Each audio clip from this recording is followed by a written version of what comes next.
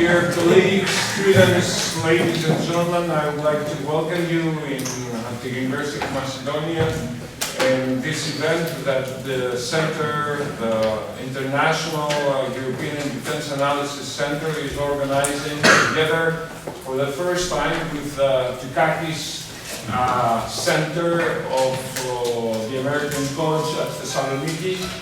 And let me introduce you to, this is Makovsky, our guest speaker today. And this is David Wisner, a person I know for more than 25 years now. He's been living in Thessaloniki. He's professor of international politics at ACT. We have been working together at a certain point. And he's running now the Dukakis Center with which we co-organize this event.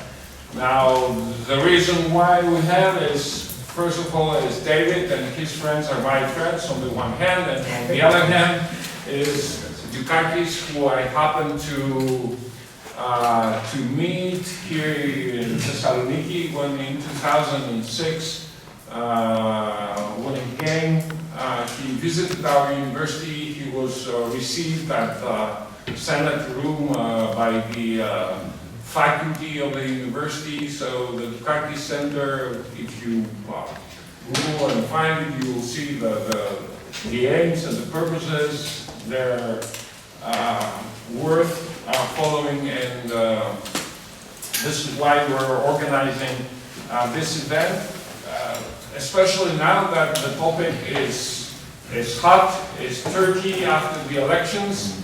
And as we will hear, I've heard we discussed with Alan earlier, he knows very well the situation in Turkey and the Middle East, and this is the moment for me to stop and pass the floor to David Wisner, who is going to present you Alan, and then we'll start as usual the talk and the discussion. All right, so Alan, David Wisner has the floor. Thank you, Ilias, and I'd like to say greetings to all of you who have come to hear the lecture this evening. I've known Ilias specifically since 1996. I first appeared on Greek television, TV 100, to talk about the 1996 US presidential election. And thank goodness Ilias was there, because he helped me out with my Greek, which hasn't really progressed very much from that day. But we've been colleagues and friends since the moment. We collaborated in a variety of projects together. In many ways, he was my mentor when I was launching the IR program at ACT. And I'm really grateful that he was able to help me pull this together. Really quite last minute. It's very, very impressive what a colleague can do when he sets his mind to it. We are hosting, as we speak, a camera crew from TV 100. They're preparing a reportage that will appear on the evening news in a couple of days' time on the topic of Turkey. So, smile. I know that Ilias has an incredible TV persona. He's appeared on the local and national channels multiple times. And when I'm able, and I know in advance, I do watch him because he always has very wise things to say. Now, this is a collaboration that's very special to me. The University of Macedonia, the premier international relations programs among Greek universities today, and the American College of Thessaloniki, a small private college based at Anatolia College, the history of which you're all familiar with. To me, it represents two things. First of all, it's a model of public-private cooperation. And Ilias and I have been working on these sorts of projects since we met, and I'm really grateful that you have come to attend and that Ilias has so fit to welcome us here.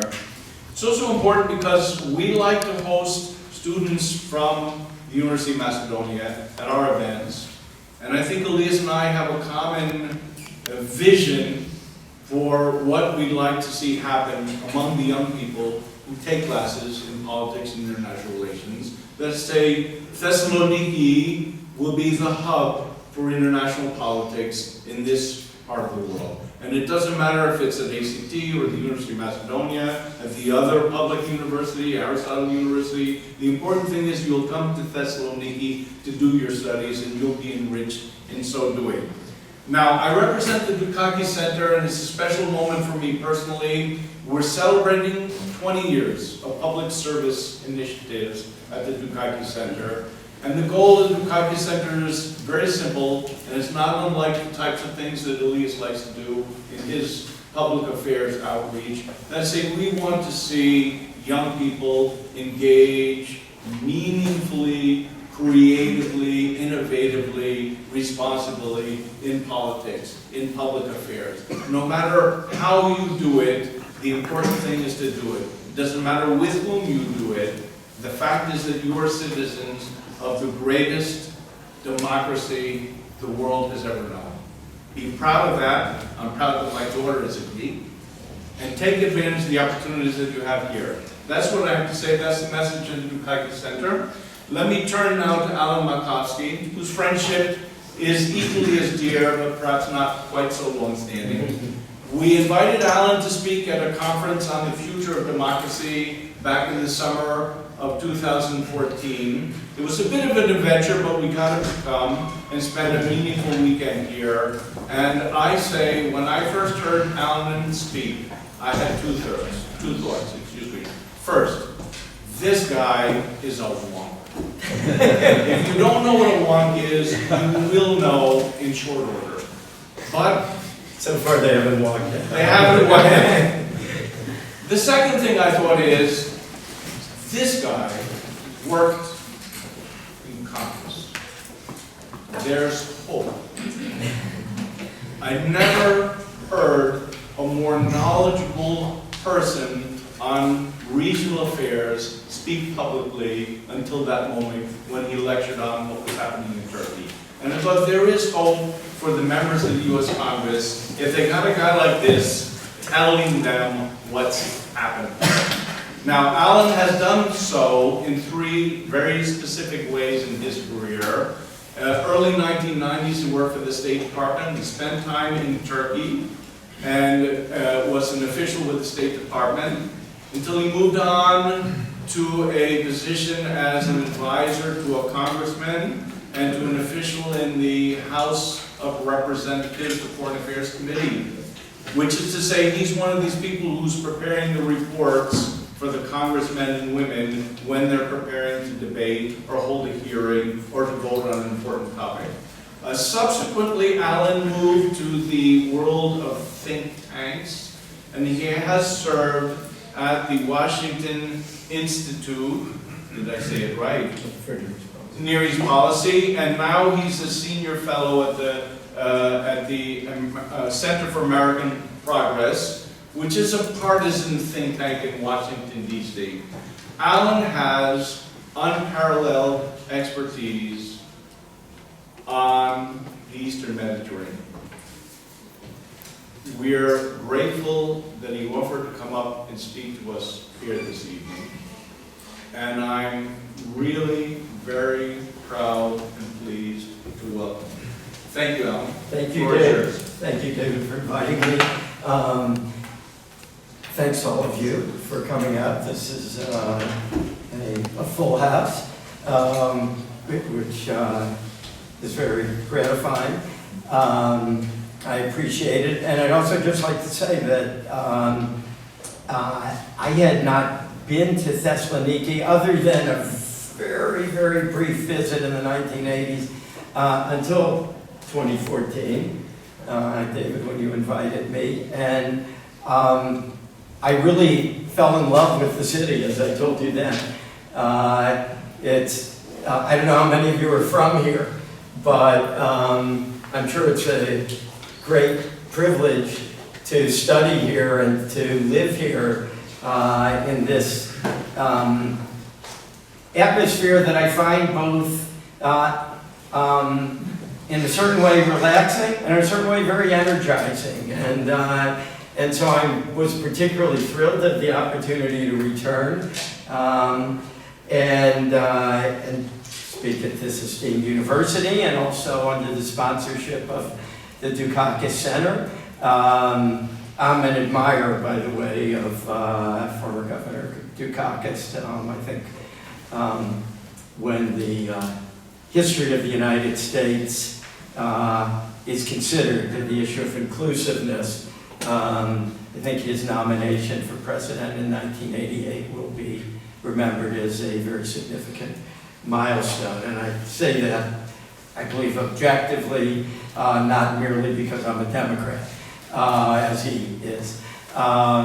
Which leads me just to one point. The think tank that regarding the introduction, the think tank that I work for is certainly seen as associated with the Democratic Party. It was founded by John Podesta, who was Bill Clinton's chief of staff as president, and was also Hillary Clinton's campaign manager. Certainly everyone who works there is partial to the Democrats, but in the analysis and scholarship that we produce, our mandate is really to be nonpartisan and to be as objective as possible. And you will decide for yourself to what extent I meet that standard regarding partisanship in the U.S. or in other ways as well. So look, here's what I thought I would do. What's the big event that took place in Turkey in the past few days? The nationwide local elections. How many people here roughly followed them, if I can ask? I mean, you kind of know something about who won or who lost. Some of you, most of you? Would you say almost everybody? Almost everybody. Okay.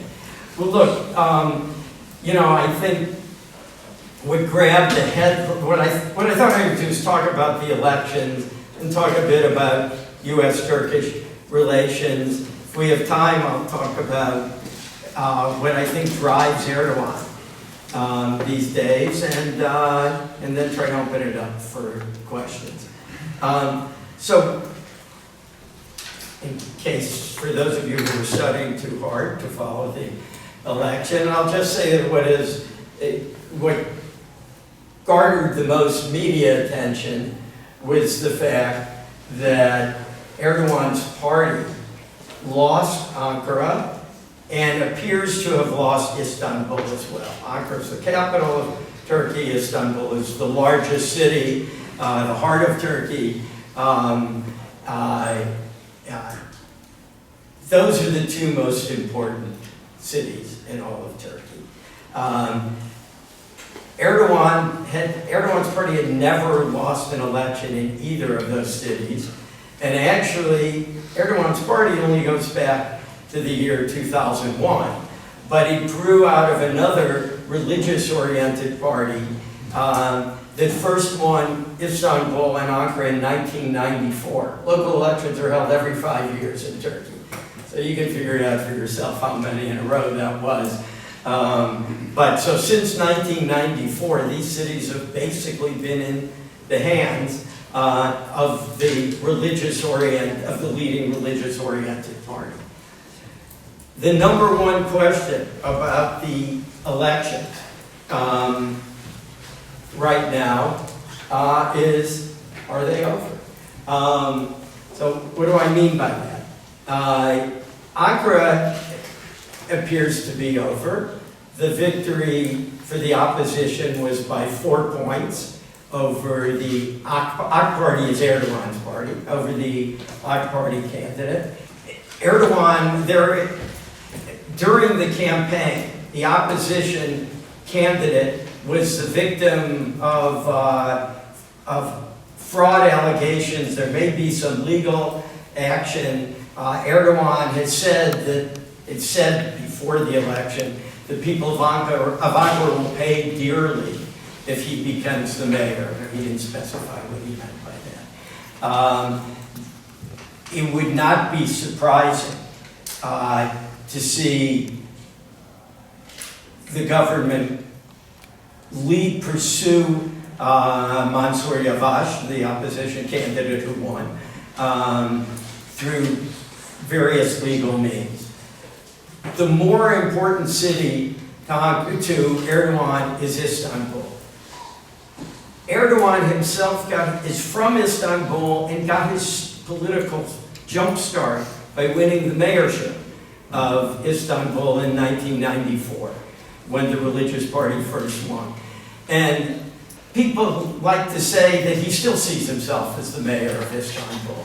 And he has said that if we stumble in Istanbul, we fall in Turkey. So he himself raises the stakes about Istanbul. Very close election. The official results had it as roughly 0.25% difference between the opposition candidate and Erdogan's candidate.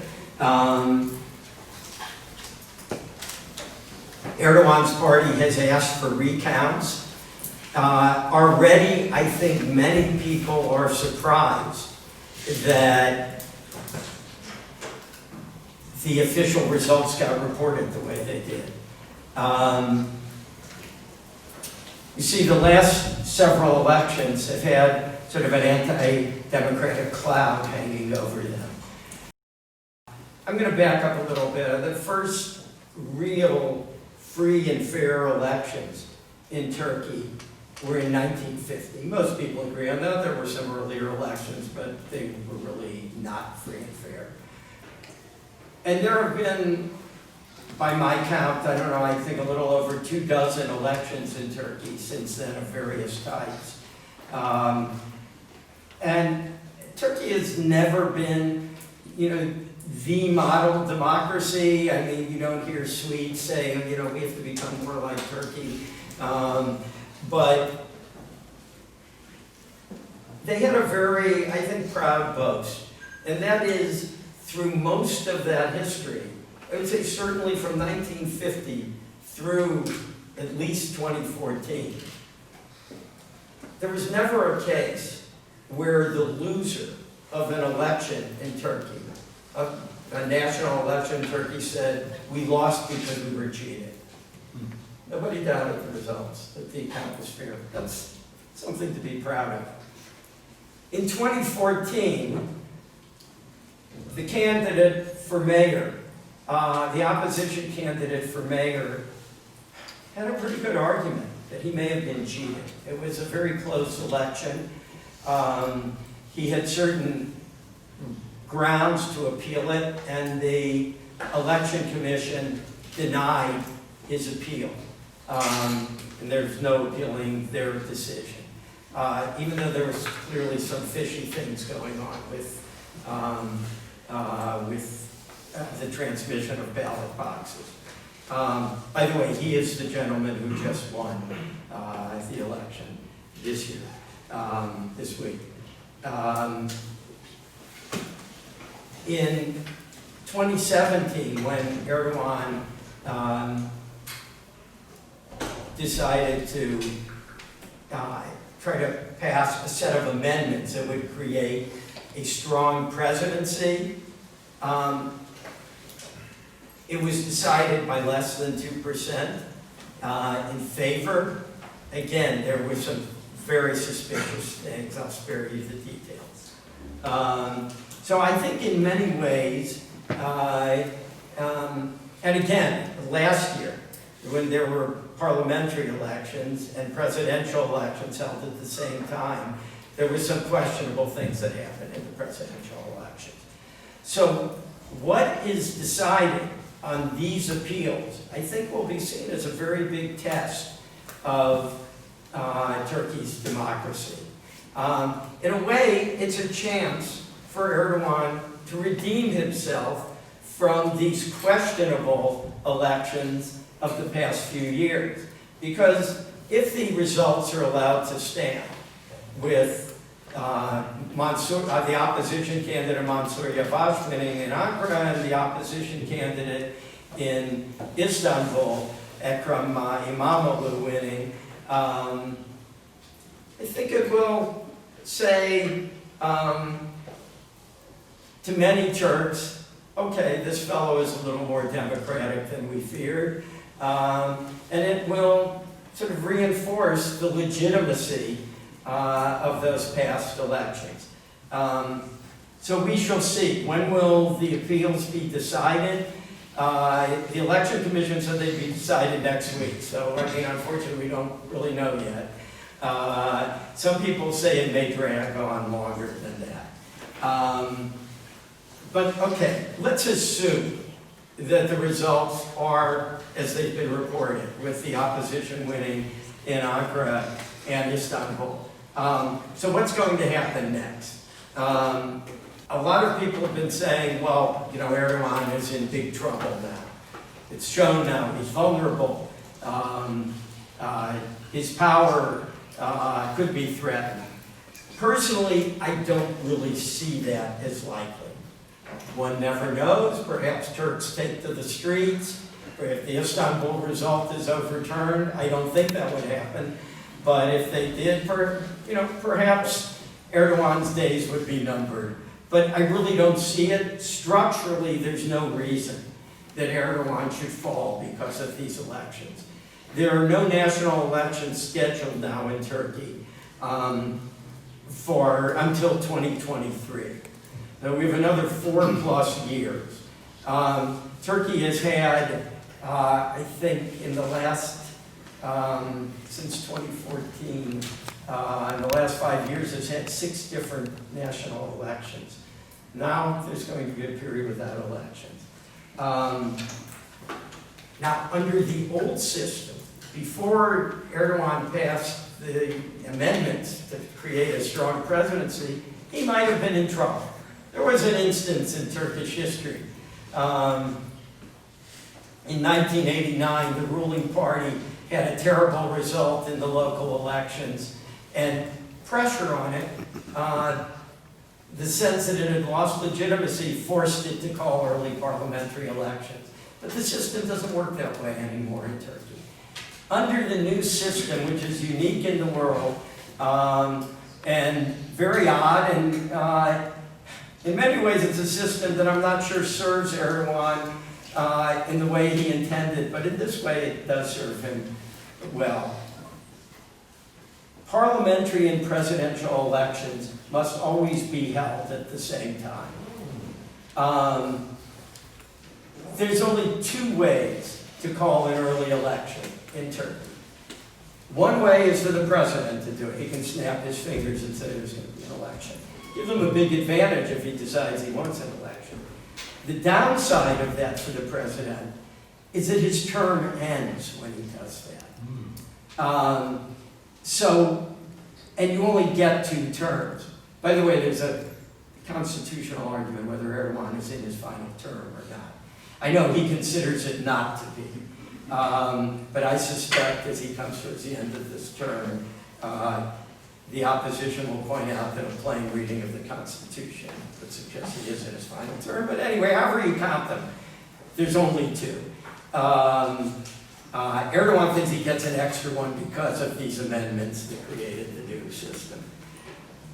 If he calls a new election, that's the end of this term. So at the most, he has 1 more term. He's not going to call a new election. What about Parliament? Will they call a new election? it takes 60% of parliament to call a new election under this system. That means that as long as you have 40% plus one, you don't need a majority, just as long as you have 40% plus one of the parliament, you can prevent an early election. So Erdogan's party has 295 of the 600 seats, whatever that is, about 47, 48%. Unless he has defections from his own party and also loses his coalition partner, there's not going to be early elections called by parliament. So that's it. Structurally, there's no reason under this system that there should be new elections. Are there wild cards? There could be. His coalition partner, Devlet Bahçeli, who was the head of an ethnic nationalist Turkish party, said a few weeks ago, it didn't get a lot of attention, he said, if we lose 2 of the main 3 cities, the legitimacy of the new system will be in doubt. So, I don't know, is he suddenly going to campaign for new elections? I doubt it. I'm not sure he would survive if he did. There was also talk that if Erdogan did poorly enough, that the co-founder of the party and the former president of Turkey, who's been in retirement since 2014, Abdullah Gül, might form a party. Now, one of the perennials of Turkish politics for the past several years is that Gül may challenge Erdogan. It seems never to happen. I don't think Gül is likely to do it.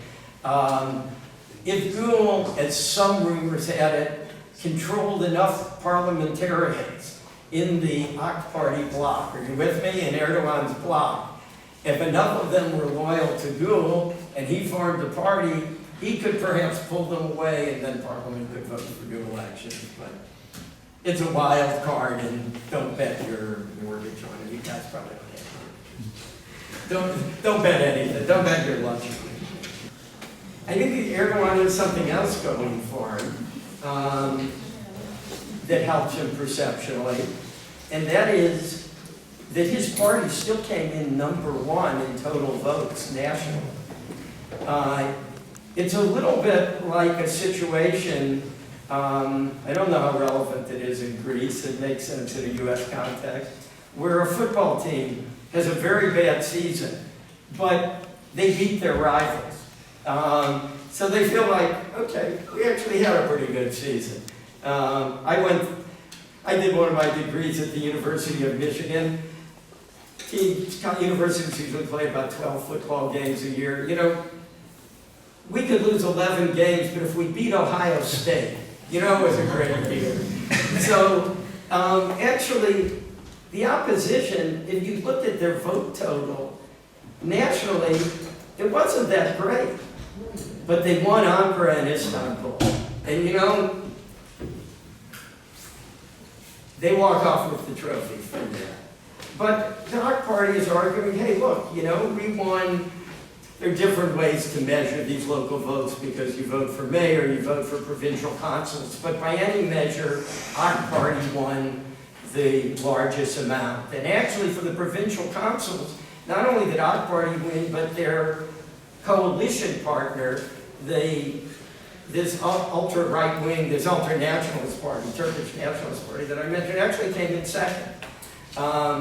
So they're going to argue, as they already have, even if they end up losing the 2 major cities, that they really won the election.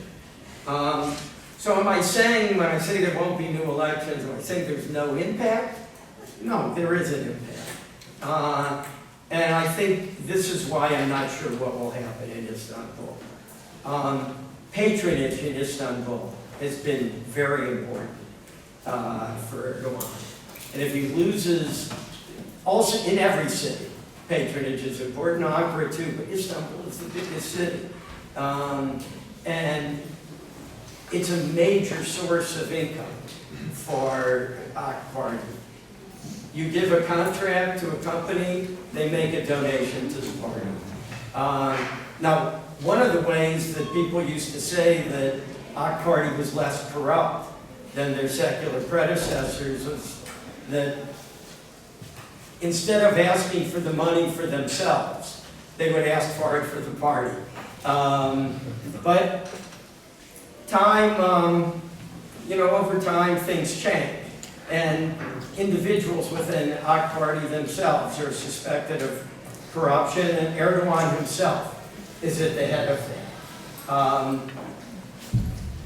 In December of 2013, there was a major corruption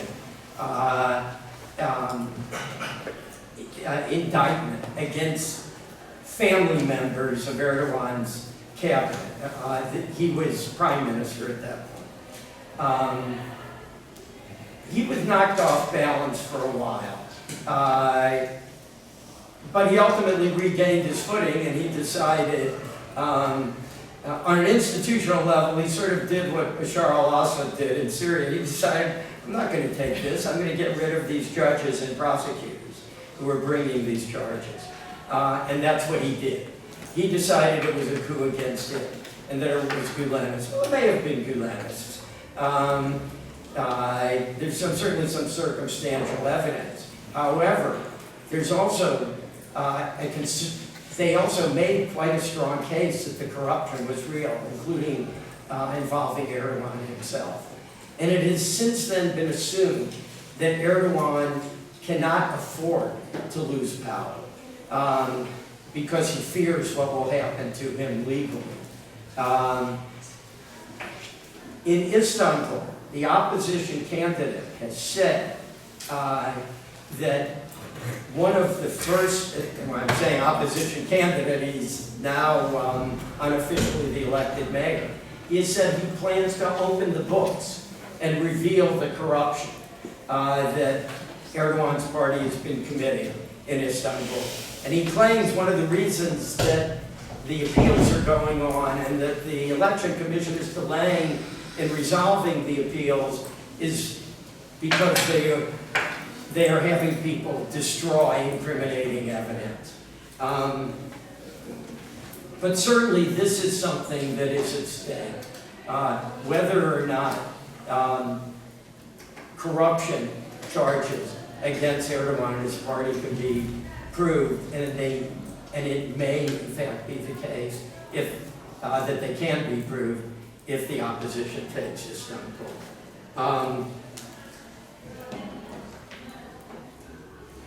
I think another short-term implication is that Erdogan's desire to Islamicize Turkey, which I think has mainly taken place in the provinces, and has started to take place more often in Istanbul, may be slowed a bit. But I would just say a bit, because his party will continue to control some of the district mayorships in Istanbul. I think there will be a perception, at least for a time, that he is weaker than he was. And I do have some concerns regarding foreign policy in that regard, that he may try to use foreign policy, often uses foreign policy for domestic purposes, and he's not alone among world leaders in doing that. I do have some concern that he will feel particularly the urge to do that now in order to reinforce and broaden his support once again and put these local elections behind him. So where could that be? It could be in northeastern Syria, where he has threatened to take action in the past and hasn't done it. It could be in the Eastern Med. And, he has tried to block exploration by companies other than ExxonMobil in the Cypriot area. And Turkey has also talked about its own exploration in that area, including as you probably know, but Turkey does not recognize a coastal shelf for the Republic of Cyprus. It's part of its thesis, which applies to the Aegean, but also to Cyprus, is that islands don't have coastal shelves, and therefore they don't have their own exclusive economic zones. I'm sorry, I know these are technical terms, but it's not exactly territorial sea, but what allows Cyprus and other countries to explore for gas and oil offshore is something known as exclusive economic zone, which extends beyond what's actually your territorial sea. Turkey claims a lot of the same. Turkey has very vast claims in the Mediterranean, which aren't recognized by others, but Turkey claims them. And they overlap some of Cyprus's claims. So I do have concerns about that. There are possibly other things he might do as well. We can talk about. Look, I'll just say, how am I doing in time? Okay. So I thought maybe it might be interesting to talk a little bit about why the election came out the way it did. Much of the media, it seemed, it was surprised. I personally, not that I'm so great, I'm certainly not, but I think people who follow Turkey closely knew for some time that in a fair election, Erdogan was vulnerable. This guy has been in charge since 2002. Well, his party's been in charge since 2002, and he formally since 2003. Most politicians have a sell-by date that expires, and his did some years ago. A lot of people in Turkey are just sick of him. As you probably know, he has a hardcore who like him still, but he's probably been there too long. Second of all, a lot of his popularity stems from the fact that in the first half dozen years or so of his rule, Turkey's economy expanded tremendously. Per capita income more than doubled. And Turkey became a much more modern society. Now, in fact, over the last 10 years, that per capita income has stagnated. It's actually regressed a bit. So the economic miracle in Turkey had been over for some time. In recent times, it had become even worse. Now, Erdogan saw this coming. Originally, national elections, parliamentary and presidential elections that I referred to that took place last June, they were originally scheduled for November of this year. He moved them up to June. And the feeling was June of 18. In other words, he advanced them by a year and 5 months. Why did he do it? Probably because he sensed the economy was going to get even worse, which it has. Turkish economy is now in recession. And 2 consecutive quarters of contraction. Inflation is at about 20%. Official unemployment is at 13%. Youth unemployment officially is about double that. Unofficially, both figures are considerably higher. And polls were showing that people were fed up with the economic situation. There was one poll that said 3/4 of Turks said that the economic situation is going to have a significant impact on how they vote in the local elections. So that's part of what explains what happened. Second of all, and I think this was in many ways more important than the economy, Erdogan made a major tactical blunder he has been in an alliance with this ultra-nationalist party that I mentioned, and I'll refer to as MHP, the National Movement Party, or National Action Party, it's sometimes translated. He's been in informal coalition with them really since 2015. It was part of the reason that he went from having a peace process with the Kurds to bombing Kurdish cities. Thanks to his working agreement with this party, he was able to pass his amendments for a strong presidency and bring them to referendum. Thanks to his agreement with the party, he was able to actually just barely pass that referendum. He was in formal coalition with them when he ran for president and his party for parliament this past June. I question whether he made a good move. I think in the days when he had a working agreement with the Kurdish party, he was much smarter. I think his arithmetic wasn't very good. But certainly this time around, he made a formal alliance with them for this election. And they made an agreement. Look, in certain provinces, don't run a candidate for mayor. Your guys will support our candidate. And in other provinces, we won't run a candidate, and our guys will support your candidate. Well, it was done in about 50 some odd out of Turkey's 81 provinces, so, close to 3/4.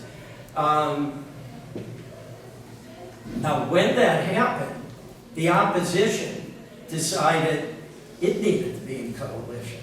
It had been in an informal coalition before, too, and a more formal one last year, I should say, with another nationalist party, I know I'm making this confusing, that broke away from the MHP. So it decided to formalize, again, that coalition for these elections. In addition, the Kurdish party, which has been winning in national elections more than 10%, is so angry at Erdogan that they decided not to run a candidate either, even though they weren't formally part of this agreement. Not to run a candidate in Ankara or Istanbul and several other places. And they put out the word to their people, vote for the opposition, who used to be they used to see as their biggest enemy. There's this tiny ultra-religious party that gets 1% to 2% nationally, but sometimes does better in some of the provinces. They did the same thing. They told their people, vote against Erdogan, vote for the opposition, which is the traditional secular, hardcore secular anti-Turkish party. As a result, you ended up in many provinces, including Ankara and Istanbul, with essentially two-man races. That never happens in Turkey in local elections. And it's whoever gets the most votes wins.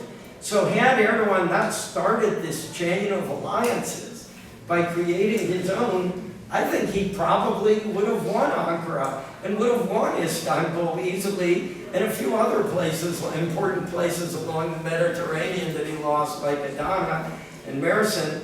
And we probably wouldn't be even talking about whether or not, there's been a major setback for Erdogan's party. So I think that was a big mistake. He also, because of the economy, tried to nationalize the election. He was making 4 to 6 speeches every day, going all over the country, and saying these local elections were a matter of national survival. And polls have shown that the Turkish electorate, by and large, didn't buy it, except for his hardcore supporters. They didn't see it as a matter of national survival. so they didn't feel any need to serve their existential interest by voting for his party. So I think that was a blunder. The opposition parties, lastly, another key factor, the opposition parties ran candidates that were not typical for them. CHP, the main opposition party, it was Ataturk's party, seen as a hardcore secular party, also usually a very nationalist party. For the sake of winning the election, ran in Ankara a candidate who actually was a breakaway from MHP. And in Istanbul, it ran a candidate who, while he was a CHP member a long time, comes from a Black Sea family, which means he's seen as more conservative, and he showed during the campaign he can pray, he goes to mosque, he's a religious guy, he's low-key, and very unusual for CHP to have a candidate like that. And he presented a very low-key contrast to Erdogan, and which I think appealed to people. And so, for all of those reasons, at least in the results as they stand right now, the opposition won very significant victories, mainly in Istanbul and Ankara, but elsewhere also. Look, I'll just say,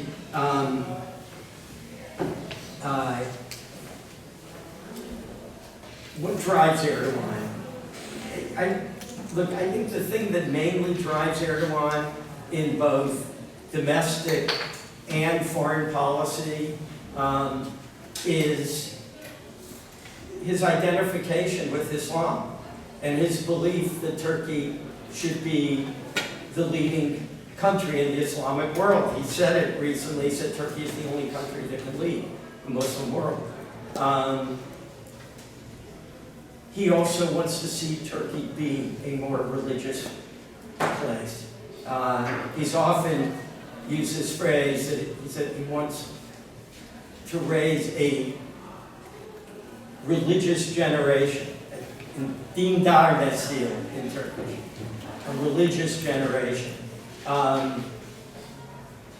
There's something else that overlaps with religion that I think drives him, and he's talked about it a lot, and it affects him in both foreign policy and in domestic policy. And that is a basic chip on the shoulder attitude. He grew up in a lower middle class neighborhood, in a religious family.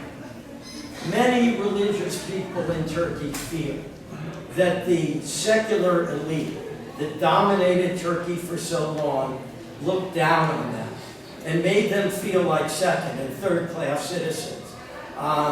And they felt that way with good reason. Maybe you know that until just a few years ago under Erdogan's government,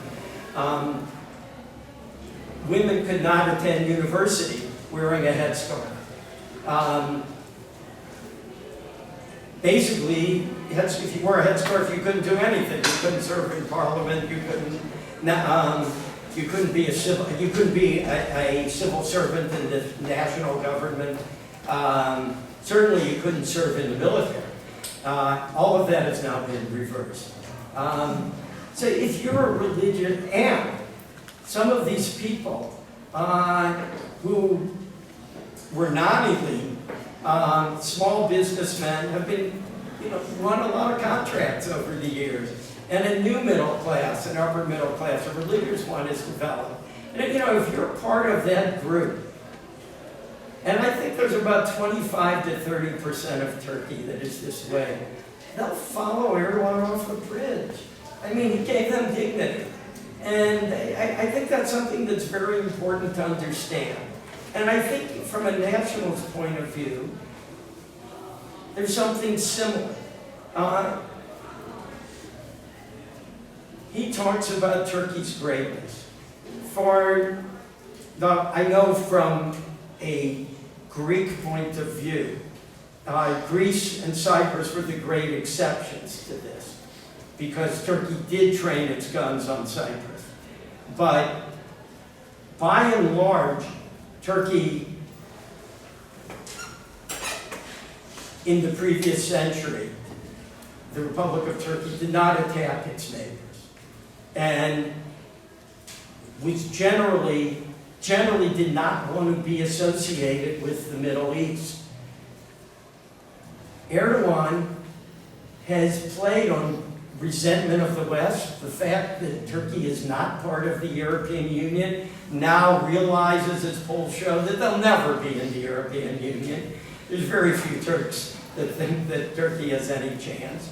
And sometimes this really comes out in very embittered, ugly expressions.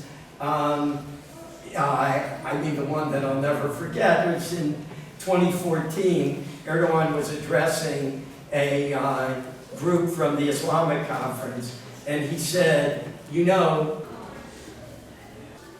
all they care about us for is our resources. They hate us. They want us dead. They want our children dead. Now, he didn't say the West, by the way. He said the outsiders, but nobody doubted who he meant by the outsiders. And he frequently talks in us against them sense, and his greater involvement in the Middle East, in an area where Turkey can throw its weight around, has given pride to some Turks. And I think one thing that really struck me about the way he's affected Turkish thinking is in a poll that is sponsored by my Institute, Center for American Progress, but done by a Turkish polling agency, one we respect, but it was really our survey, to try to gauge the level of Erdoganism and religio-nationalism in Turkey. And a lot of it wouldn't surprise you. It's very interesting. I encourage you to look at it on our website. But one question was, in agree, disagree, Turkey is a natural leader for the Muslim world. So maybe you won't be surprised, about a little over 70% of Turks agree with that. And about 85% of those who vote for Erdogan's party, for the AK party, agree with it. What really caught my eye is that over 60% of the secular opposition party voters agreed with it. That's a real success for Erdogan. He's changed the attitude of Turkey across the spectrum. I guarantee you, 20 years ago, if you had asked people who vote for the secular party whether Turkey's a natural leader for the Muslim world, they might have kicked you out of their home. They didn't want any part of the Middle East. And I think this politics of resentment, by the way, which he's elevated to a value. I mentioned that, you know, he sometimes talks about raising a religious generation. He's also talked about raising a religious, resentful generation. Sounds better in Turkish because it rhymes. Dindar ve kindar nesil. It's been an important element. And I think in terms of U.S.-Turkish relations, it has deepened this sense of resentment that he has spawned and that he is continually reinforcing. It has deepened what are a series of very difficult to reconcile problems in Syria regarding the Gulenis, and of course regarding the issue of buying armaments from Russia, and the implications of that for NATO.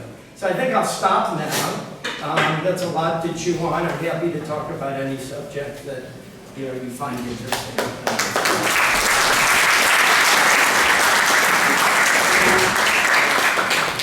I hope that wasn't too much detail. I'm sorry. Thank you, Alan, that sometimes details are giving a more precise picture of the situation, because when you talk local government elections, it's really something where we have to focus on Ankara, on Constantinople. Yeah, on Constantinople. Or have to discuss the AKP party and the alliances. One of the secular parties, not exactly secular parties, because with the CHP, and you have the others also lying, the Kurdish party. It's a complicated situation where you have to understand, to go in detail in order to understand. And at the end, we discussed also about his personality and his ideological ambitions and how he has influenced society in Turkey, which is really different today. And that all gives us a lot of food for thought. And I guess I will now open the floor for questions. I will give first to my colleague, Associate Professor Ilias, who will have the first question, Spiro. Yeah, thank you very much for your analysis. Actually, I have two questions that I'm going to incorporate into one. I would like to pick up your experience on Washington's atmosphere in general. So, since the fact that this cooperative triangle in the Eastern Mediterranean, Nicosia, Athens, Jerusalem, functions extremely well, how do you assess the possibility of a future Nicosia's acceptance within NATO's framework? However, I do not want an approach regarding the United States of America, but regarding the Democratic Party in general. How does this sound, within... Regarding potential Cypriot... a future NATO succession in the Eastern Mediterranean. And the next one is, since the fact that you mentioned that, how deep is the wound in Turkey's prestige due to the open flirting with Moscow, not only on the S-400, but on Rosatom entrance in Turkey, regarding the construction of a nuclear plant in Messina, and so on and so forth. Again, from the democratic perspective. Thank you.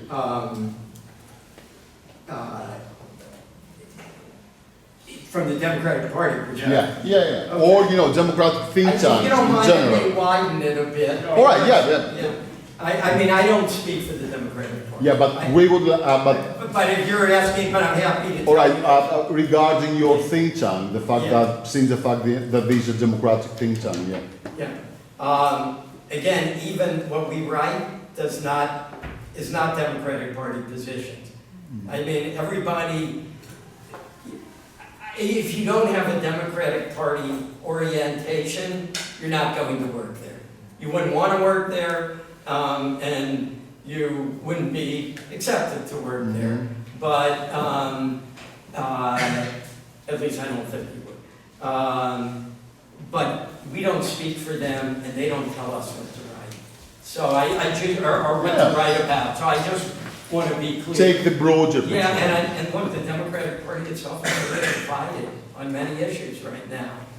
And it's, particularly in foreign policy, it's still shaking down. We have our own isolationist wing, just like the Republicans have. I think theirs is a little bigger than ours. Yeah, sure. So it's, I think over the next 2 years, you're going to see, as we move towards a presidential nomination, what the party stands for. But just to,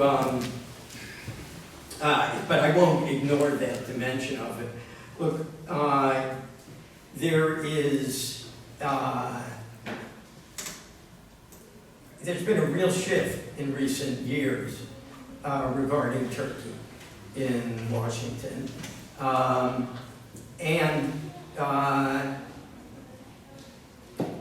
think part of that shift has happened because of the formation of the triangle. You spoke about Greece, Cyprus, Israel. As for NATO membership, it doesn't generally come up. I think one thing Cyprus has been successful at, something it's tried to do in recent years, and I think with success, is trying to change its brand a little bit in Washington. Whereas it used to be that if somebody in Washington, at least in policy circles, I'm not talking about tourism circles, if they heard the word Cyprus, they thought, oh, the Cyprus problem, how do we solve it? Cyprus, at least under Anastasiades, and I think maybe even starting a little before that, is trying to move beyond that. And part of their, and I believe part of their effort to move beyond that has been to form these triangles. The Hellenic relationship with Israel, the Hellenic relationship with Egypt. I know there's been efforts made to do something similar with Jordan and perhaps with some of the Gulf states as well. And some of the groups, frankly, I mean, I think a lot of the Jewish community, which used to be very sympathetic to Turkey back in the days when Turkey had close relations with Israel, takes a very different view now. And some of that has to do with Mavi Marmara, and a lot of it has to do with Erdogan's constant rhetoric against Israel. His very sharp language, as well as his relationship with Hamas.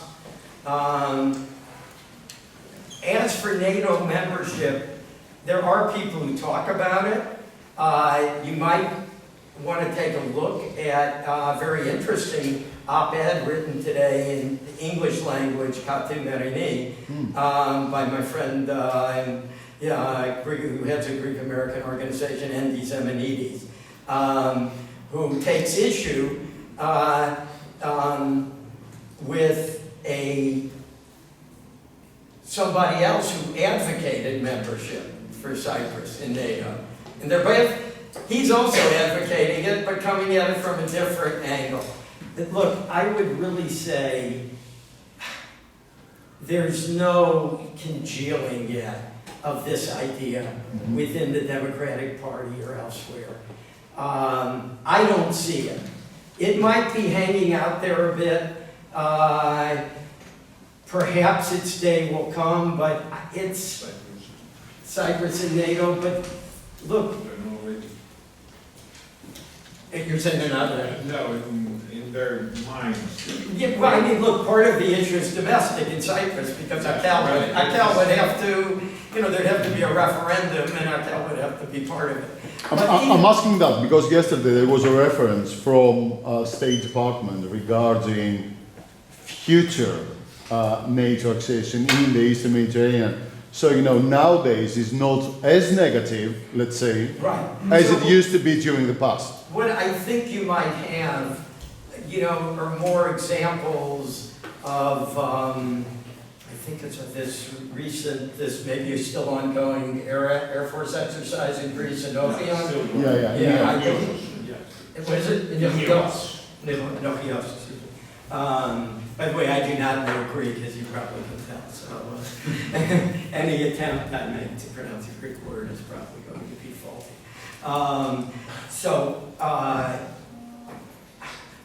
There might be efforts to include Cyprus in some kind of partnership for, Turkey is a member of NATO still. There's no provisions for expelling Turkey, nor is there any thought of it for now. Except the VP. Well, in a sense. So I'm going to get to that, because I think that's your second question. Yeah. If somebody wanted Cyprus to join NATO, Turkey would have to agree, at least by my understanding. So I just don't see that as a starter. What I do think you have now is a government, an administration, particularly Mr. Pompeo at the State Department, who would like to push for a relationship with Cyprus that has a security dimension, and that goes beyond just solving the Cyprus problem, which frankly people have largely given up on, but will never completely say there's no hope, nor should they, unless the parties themselves decide that. Regarding the dueling tweets that we referred to, I don't think policymakers, first of all, there's no provision within the NATO charter to expel anyone. I suppose a member of NATO might do something which would cause other members to decide to isolate it within NATO or maybe effectively expel it. But that's not yet where things are with Turkey. And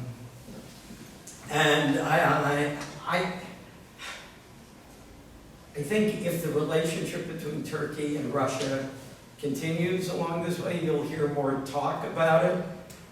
But on the other hand, there's still a lot of people in the U.S. foreign policy establishment who think that Turkey is geostrategically indispensable. And I think it will take a while, or something very, very dramatic. Perhaps the S-400, but I'm not completely sure even that, to convince them that Turkey and the Western alliance have to part ways. On the issue of the S-400, look, I feel very confident that if the White House does not withhold the F-35s from Turkey, assuming Turkey takes the S-400, and if the White House does not implement the CAATSA sanctions against Turkey for dealing with the Russian defense industry, Congress will. I think this is an issue that Congress is energized on. And I think those F-35s will not be on Turkish soil. I think the Turks are going to have to choose between these two batteries of S-400s and the first tranche, what they have paid for, contracted for 100 F-35s. Now, most people say that should be a pretty easy choice in terms of national defense, but meaning the 100 F-35s, I think, will bring Turkey more security than two S-400 batteries. And there's lots of speculation as to why, but it seems Turkey is determined to get the S-400s. Many senior officials in the U.S. government, including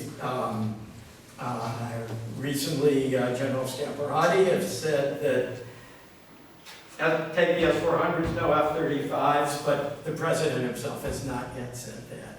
And as you know, in this administration, you never know until the White House decides. So. All right. Next question. Yes. Assistant Professor Betty. Thank you very much for your illuminating talk.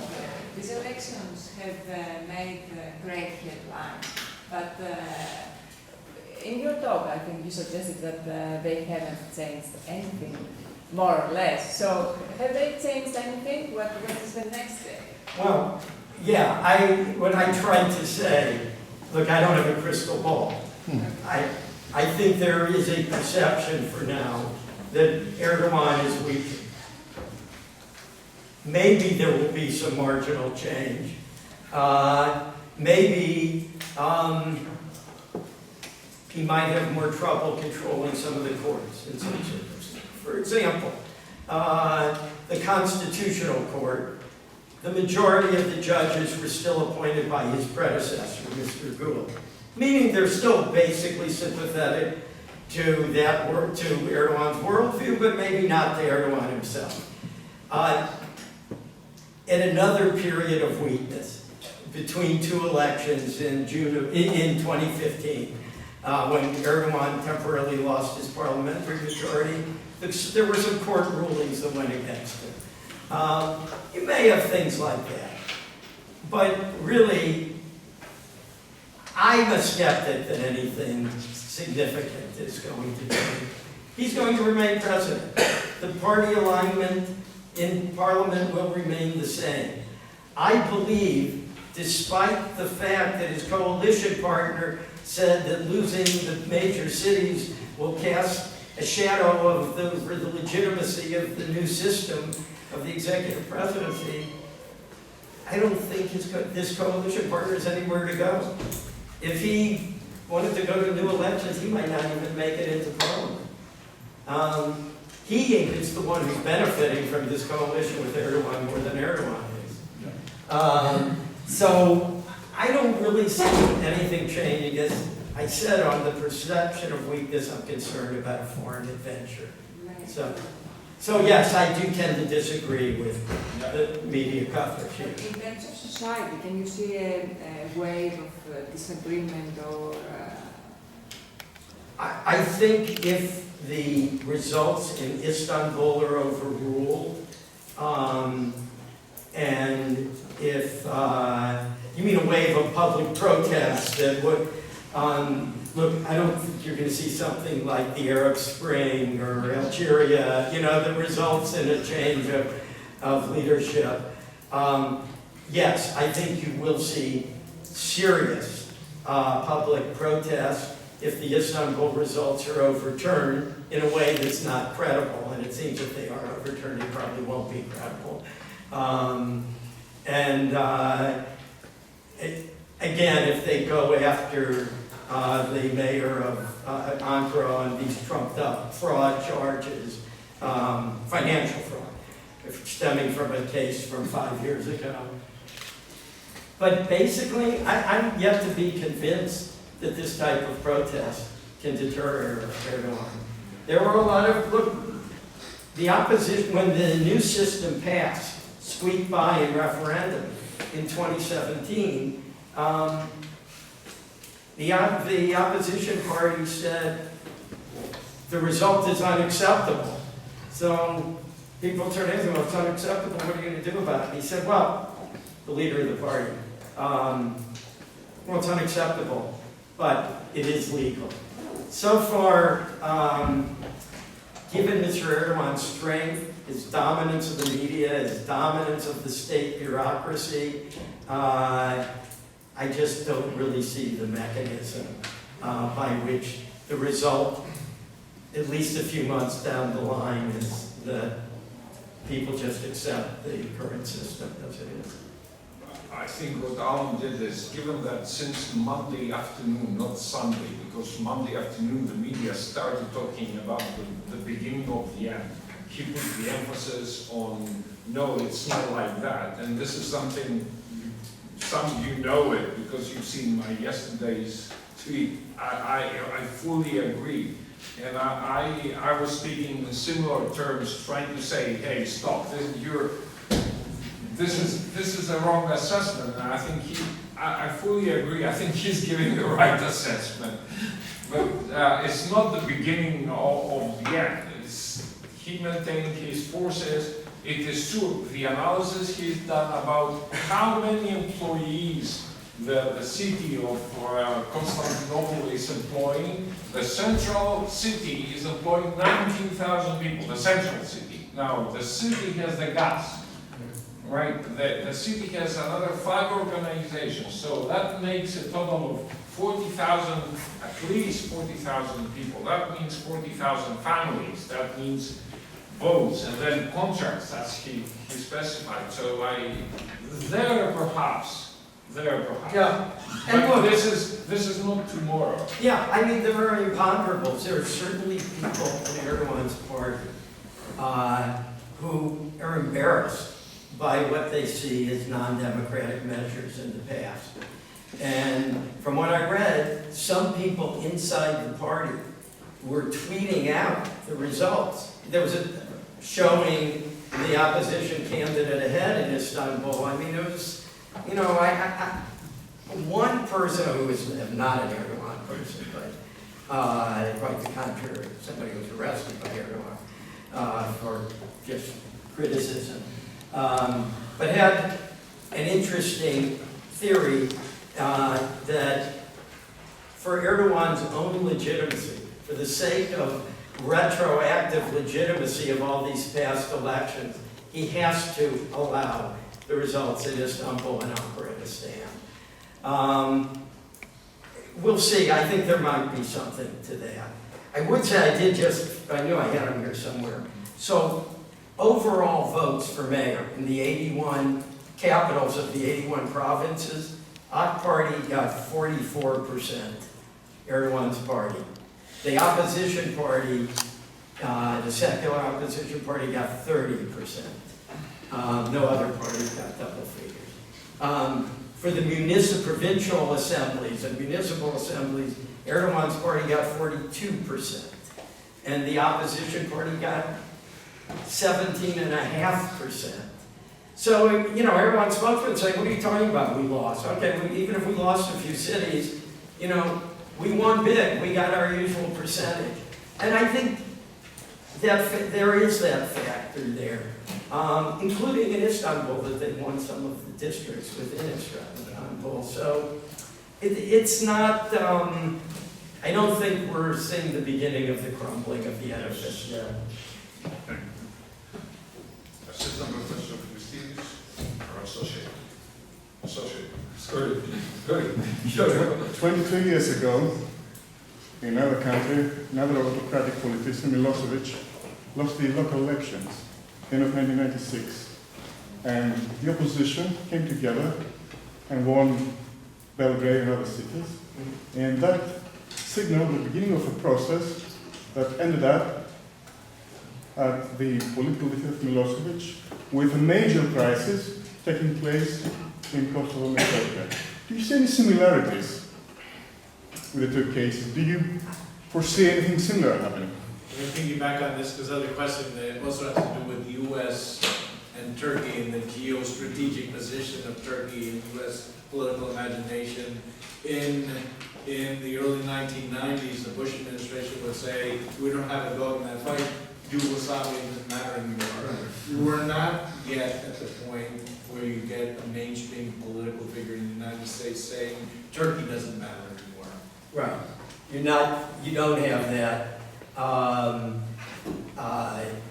I think in some ways it might be salutary for U.S.-Turkish relations if we did have a few said that, simply because I would say in the 40 years I've been following Turkey, the biggest shift that I have seen in U.S.-Turkish relations is that Turkey has come to see itself as having the leverage in the relationship. Whereas for years and years it saw itself as the weaker of the two, and saw the U.S. as having the leverage. I think this would balance things out a bit, but so far you don't have that. I don't think you have the exigencies in Turkey that you had in Serbia. You said Serbia, right? Yes, I did. And, you know, like the background there was, you know, it was a war and and a breakaway from a larger, you know, from Yugoslavia, and many cataclysmic developments that you don't have in Turkey. And beyond that, you know, as I mentioned, sometimes a local election can create that cascade. And when Turkey had a traditional parliamentary system, it did have that impact in 1989. But even so, it took a year and a half, but it led to the demise of the ruling government. But because of these structural changes, I just don't see that happening now. Now, one thing, one idea I have toyed with,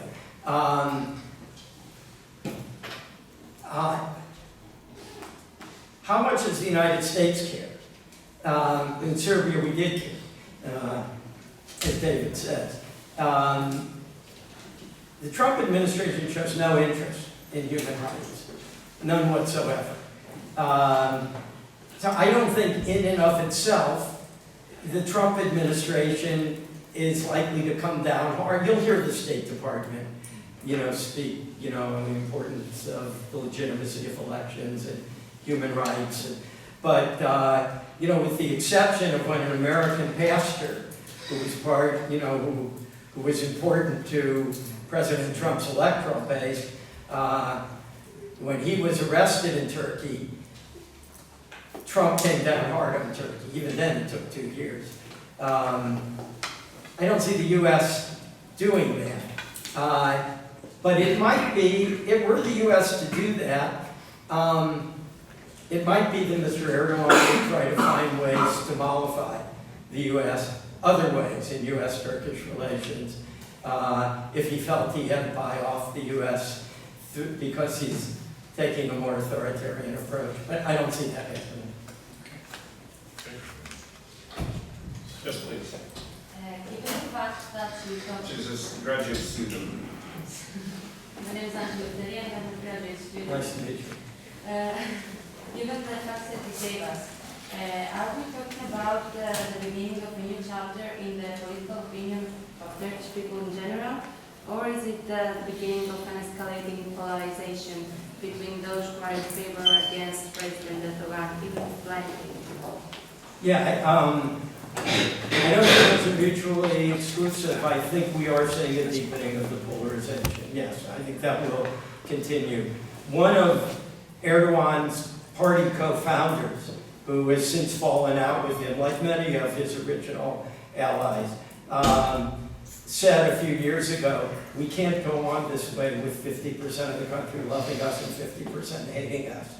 And his reward for that was basically being expelled from the party, or was expelled from any meaningful position in the party. Primary challenger Yeah. in our country. Mhm. Primary challenger. in our country. Yeah, it would be a primary challenge in our country. And yeah, I think the polarization will continue. I just don't see that friction point where polarization is going to lead to his downfall. Does that answer your? Yes. Yes, please. I'm Ilias, I'm also a graduate student here. I would like to take this opportunity to thank you for this enlightenment on this issue. You made 2 points based on 2 polls. Actually, I have a couple of questions. The first one is the poll that 75% of people actually said that the economic situation will affect their way of voting. I'm glad you called me on that one. Yes. Yeah, go ahead. No, my question is, do you think maybe that Mr. Erdogan got forced into making the coalition to these elections, to these regional elections, based on that poll, given the fact that he was unsure of his actual political legitimacy, not how the public view him, but how he viewed himself? And my question will go to the second one. He made some valuable changes in the way that in the mentality of the Turkish people on how they view themselves as the leaders, natural leaders of the Muslim world. Combining the two, we can make an assumption, maybe very far-fetched, that he will try to take advantage of this mentality, as you said, in the perspective of foreign affairs. Do you think this will actually make him more aggressive and actually manage all the way around, actually isolating the rest of the Muslim community and not viewing him as a natural leader but as a threat? On your first question, yeah, if 75% said the economy will affect him, why did he get still roughly 50% of the vote nationwide? I think although people said that, there is a strong, because of the polarization that your colleague mentioned, I think there's a strong sense of loyalty among many people to the team. Yes, and I noticed in the last election in 2018, when the economy was already not yet in recession, but was declining seriously, the exit polls, when his voters were asked, why did you vote for him, they all said, strong leadership. I think 2% said, because he's a good steward of the economy. So, yes, I think he was concerned about losing support, and he did the arithmetic. And he thought if he went into a free-for-all, where every party ran its own candidate, that he might lose to many provinces. Now, particularly in central Anatolia, his party and this nationalist party draw from a similar constituent, a lower middle class, religious-oriented constituency. They're both religious nationalist parties. It's just in one the mix is more towards the religious, and in the other it's more towards the nationalist. That's how he did the arithmetic. I think he miscalculated. He lost quite a few mayorships, regardless of the global totals. I believe he lost about 11 mayorships, and his coalition partner went from, I think, 8 to 11. So the coalition, the coalition partner, I think it was a miscalculation. His best ally was in the old days with the Kurds, when he used to get a significant number of Kurdish votes. Still gets. He still did in the last one. Yes, there was still about a third of the Kurds are conservative. But it used to be that, and they're more religious than they are nationalist. But some of that has even eroded. It used to be the nationalist Kurds who were secular, but they saw Erdogan as the most liberal guy to work with. They voted for him, and he gave that up. And really,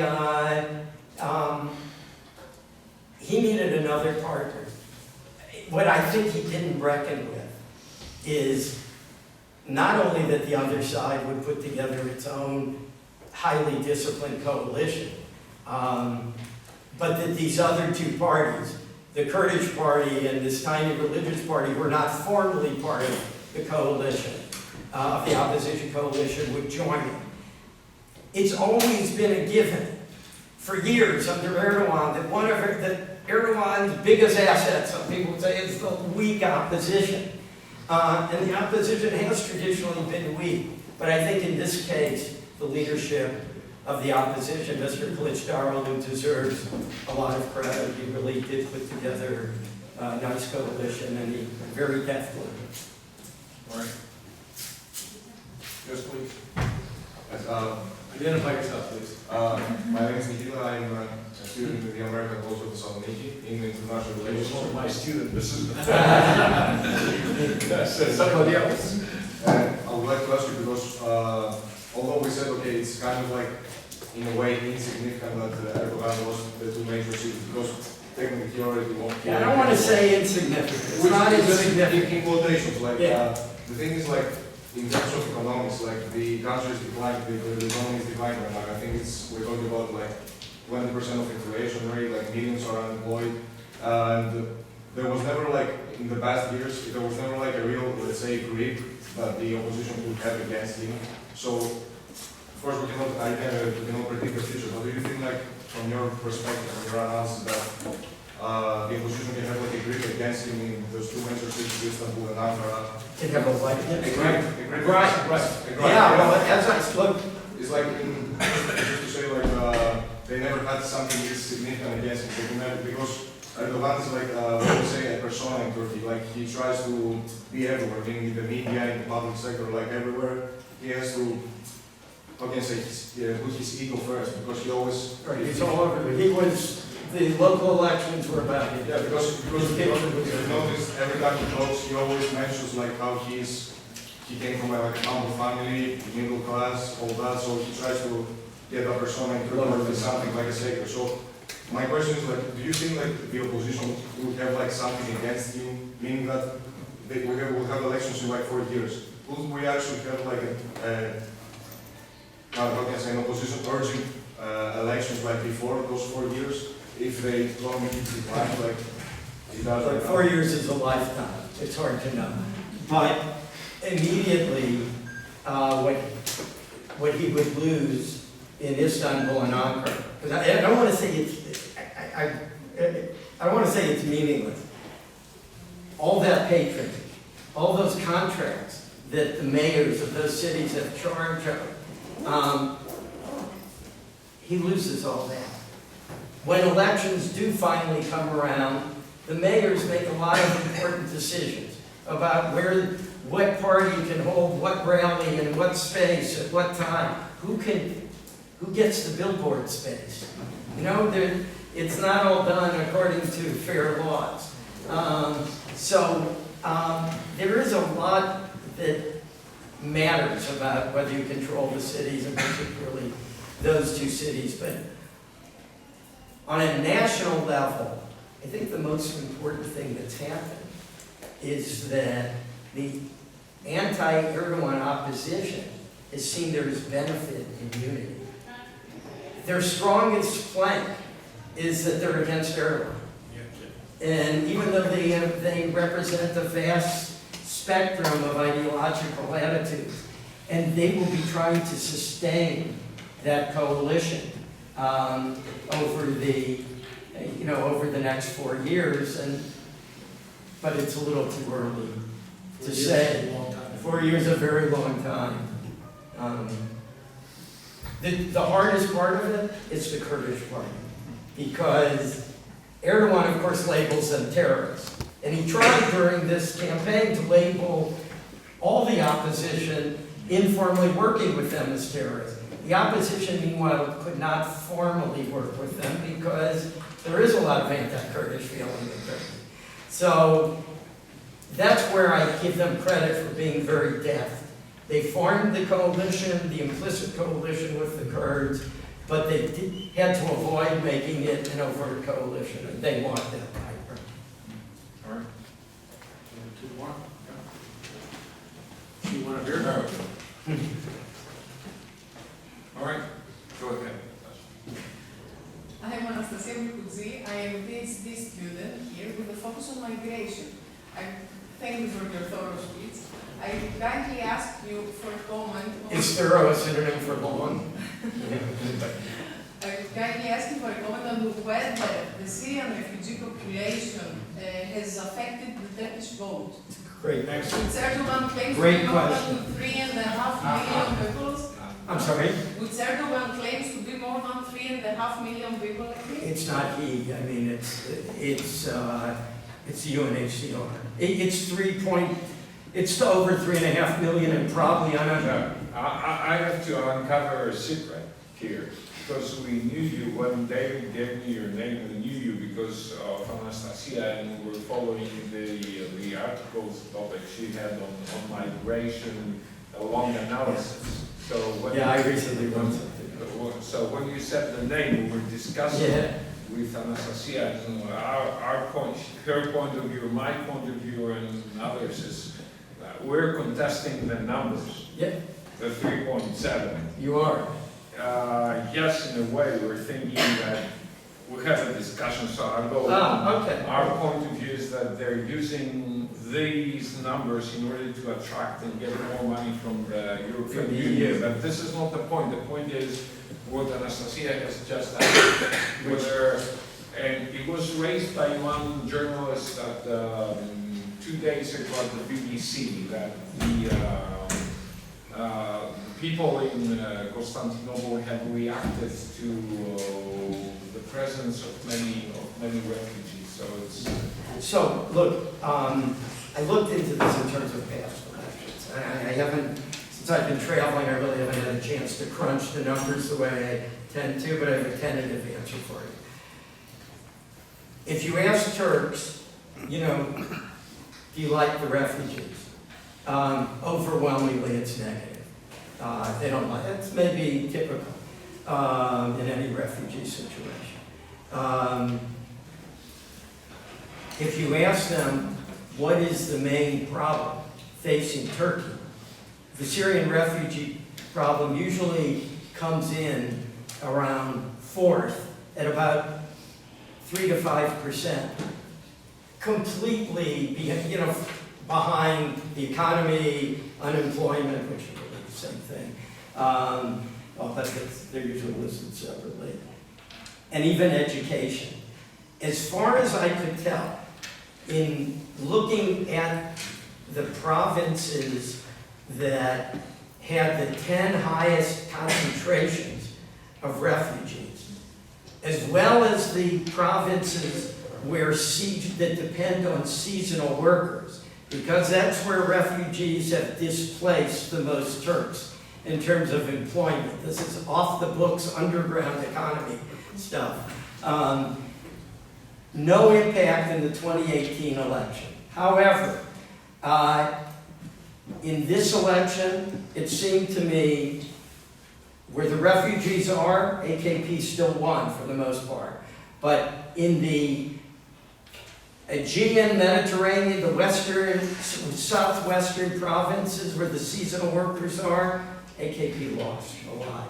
And I want to look more closely, before saying something definite, but I think based on the raw results so far, yeah, I think there's reason to think that might have been fair.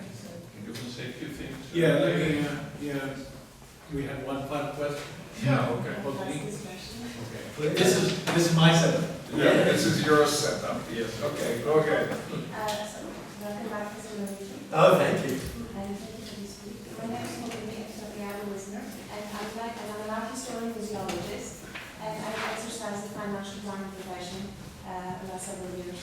I would like to ask you, as a member of UNESCO, a question: how do you interpret Erdogan's intentions about San Sofia, and inside and outside, how did it affect the elections' sentiments, and especially the Greek American community? What, any logic? Obviously, it didn't affect them enough. From Erdogan's point of view, it didn't affect the elections in Istanbul. Why not? Why? I think because the people who care deeply about that issue, they're with him anyway. Or they're in the more extreme party, which thinks he's a liar anyway, so he's not going to do it. So I don't think, it's not something that appeals to the center, as far as I'm aware. It seems to me most Turks, including even most moderately religious Turks that I have known over the years, like the fact that it's a museum and not, by the way, there is a prayer room at the back. I don't know if a lot of people aren't aware of it. There is a place where in the back, if you, through a back entrance, like, you're familiar, you've been there, I'm sure. If you walk out of Topkapi and out of that courtyard, just turn immediately to your right through the back of Hagia Sophia, there is a prayer room, but no one's ever made a big deal, and it's not very pretty, it's just a room. I don't think people, I think it's only the maybe 20% of Turkey who are with him anyway, who want it. I don't think he's going to want to take that battle on with the international community. I hope not. That's what I can say. Okay, well, there were two analogies, American analogies that I wanted to point out here. We have a Canadian and an American citizen in the audience. The first one is you were talking about this new generation, religious generation, and you alluded to the fact that the secularists are buying into it, and it made me think of the Reagan Democrats in the 1980s. And it would be curious to see what the long-term implications are for whatever emerges in the post-Erdogan period in the opposition, whether there's something stable there, and they retain some of this. The second thing I thought about is a sports analogy, and it had to do with the, you're thinking about who actually won the local elections. It was a couple years ago, the best team in baseball played the 7th game of the playoff series against the team that eventually went on to win the World Series. And you have to say, I can't imagine what you're referring to. no, which was is the best team in baseball going to say, yeah, we still won more games in the season? Or is it the St. Louis Cardinals who are going to say, we're world champions? So I don't know whether such an analogy, it's an inside joke here. Yeah. Are you going to reveal what's behind this? Yeah, so I'm from New York, and his team beat my team in the playoff, and his team ended up winning the World Series. And we did. We had a terrible record, but we ended up becoming the champion. So, and his team was the best. If you're in New York, we're certainly better than the Yankees. Yes. Look, on the issue, well, I think there's nothing more to say on the sports anymore. So definitely the press, I think, has given the World Series championship to the opposition on this. On the issue of youth and Reagan Democrats, and look, the analogy I really thought of in this election was the Democrats running Southern conservatives as their presidential candidate, governor. I mean, for a while it seemed Carter and Clinton, both moderate Democrats from the South, were the only Democrats who could win in the United States. Obama sort of just changed that perception. Or Dukakis has chosen a VP from Texas. That's right. Yeah, since you're speaking. Yeah, that's right. Because the opposition sort of did that by choosing a guy in Istanbul who was comfortable with religion, like many, the secular elite in Turkey, most of them are not. Many of them, they're perceived, Erdogan has often branded them an atheist party. He couldn't do that with this candidate. And they chose another guy from the right in Ankara. So I think that was kind of the analogy. On the youth, you raise a very important point. Because Erdogan always talks about, raising a religious generation, and he's increased the number of religious schools in Turkey significantly. The religious school system, although now it seems to have plateaued. But the youth themselves seem to be his weakest constituency. And that, I think, is interesting, too. Because if you're, in your mid-20s or younger, you don't remember anybody except this guy. And I think a lot of people are sick of him. We'll have to see what the exit polls say. But based on the pre-election polling, his weakest demographic was the youth. And on the referendum, he's 19 to 34 now. I don't know, not everyone in this room considers 34 youth, I guess. But boy, I should get. But that was one breakdown I saw. He lost heavily in that demographic on the referendum. So he wants to raise a religious generation, but it seems to be very questionable whether he's succeeding. I think Tom's working against it. You don't have a closing. Well, didn't I see that Biden seems to be polling better anytime you Let's go your closing remark. Right, yeah. About Joe Biden. Well, By the way, I don't. Okay, it's up to you, it's your. yours. All right, another PhD student of ours. Okay. PhD student in international relations here at the University of Macedonia. I would like to take advantage of your experience in Turkish politics and ask you about the post-Erdogan era.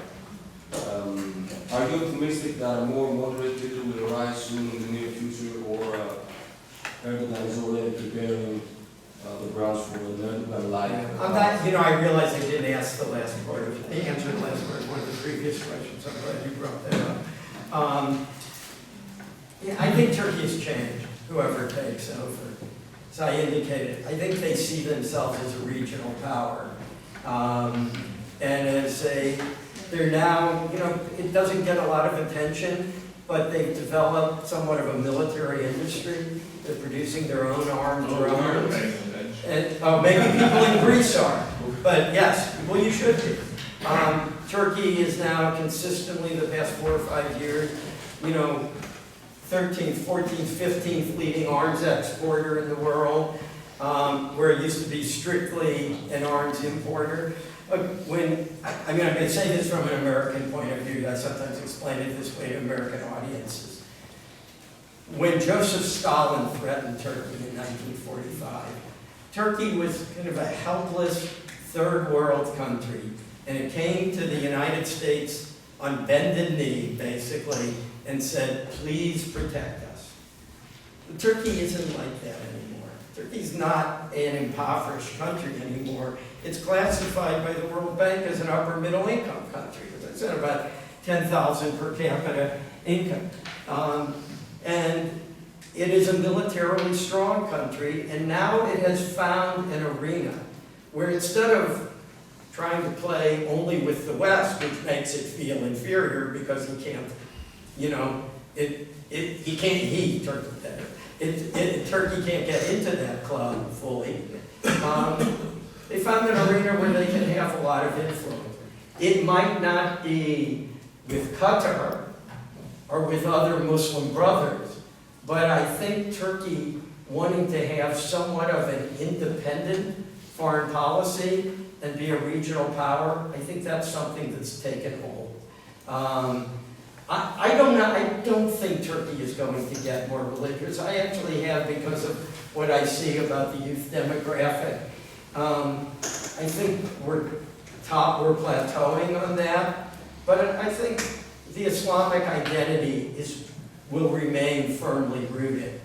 We're not going to go back to the days of a secular and anti-religious, or at least a non-religious, religiously indifferent, let me say, secular elite dominating Turkey. I think you might have a more moderate Turkey, a more Western-looking Turkey, but it will also be one that will want to play independently and regionally.